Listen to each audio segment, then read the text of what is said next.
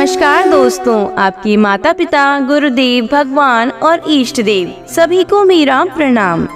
आज इस वीडियो में हम आपको हर छठ की पौराणिक कहानी सुनाएंगे। हर साल भाद्रपद माह की कृष्ण पक्ष को हर छठ का पर्व मनाया जाता है।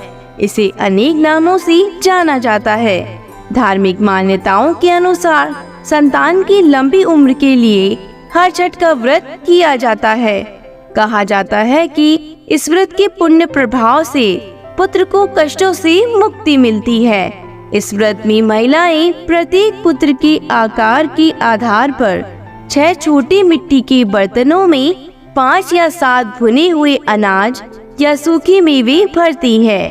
कहानी शुरू करने से पहले अगर आपने हमारे चैनल को सब्सक्राइब नहीं किया तो जल्दी से इसे सब्सक्राइब कर लें और बेल नोटिफिकेशन को भी ऑन कर लें, जिससे आने वाले सभी व्रत और त्योहारों की जानकारी आपको मिलती रहे। चलिए कहानी शुरू करते हैं। प्राचीन काल में एक ग्वालिन थी। उसका प्रसव काल अत्यंत निकट था। एक और वह प्रसव से व्याकुल थी तो दूसरी ओर उसका मन गोरस बेचने में लगा हुआ था। उसने सोचा कि यदि प्रसव हो गया तो गोरस यूं ही पड़ा रह जाएगा।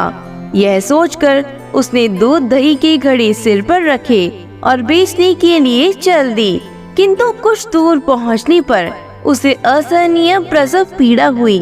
वह एक झरबेरी की ओट में चली गई और वहां एक बच्चे को जन्म दिया। वह बच्चे को वहीं छोड़कर पास के गांव में दूध दही बेचने चली गई। संयोग से उस दिन हर षष्ठी थी। गाय भैंस के मिश्रित दूध को केवल भैंस का दूध बताकर उसने सीधे साधे गांव वालों को बेच दिया। उधर जिस झरबेरी के नीचे उसने बच्चे को छोड़ा था, उसके समीप ही खेत में एक किसान हल जोत रहा था। अचानक उसके बैल भड़क उठे और हल का फल शरीर में घुसने से वह बालक मर गया। इस घटना से किसान बहुत दुखी हुआ। फिर भी उसने हिम्मत और धैर्य से काम लिया। उसने झरबेरी के कांटों से ही बच्चे के चिरे हुए पेट में टांके लगाए और उसे वहीं छोड़कर चला गया। कुछ देर बाद ग्वालिन दूध बेचकर वहां आ पहुंची। बच्चे की ऐसी दशा देखकर उसे समझते देर नहीं लगी कि यह सब उसके पाप की सजा है। वह सोचने लगी कि यदि मैंने झूठ बोलकर गाय का दूध न बेचा होता और गांव की स्त्रियों का धर्म भ्रष्ट नहीं किया होता तो मेरे बच्चे की यह दशा न होती। अतः मुझे लौटकर सब बातें गांव वालों को बताकर प्रायश्चित करना चाहिए। ऐसा निश्चय कर वह उस गांव में पहुंची जहां उसने दूध दही बेचा था। वह गली गली घूमकर अपनी करतूत और उसके फलस्वरूप मिले दंड का बखान करने लगी। तब स्त्रियों ने उस पर रहम खाकर उसे क्षमा कर दिया और आशीर्वाद दिया। बहुत सी स्त्रियों द्वारा आशीर्वाद लेकर जब वह पुनः झरबेरी के नीचे पहुंची तो यह देखकर आश्चर्यचकित रह गई कि वह उसका पुत्र जीवित अवस्था में पड़ा है।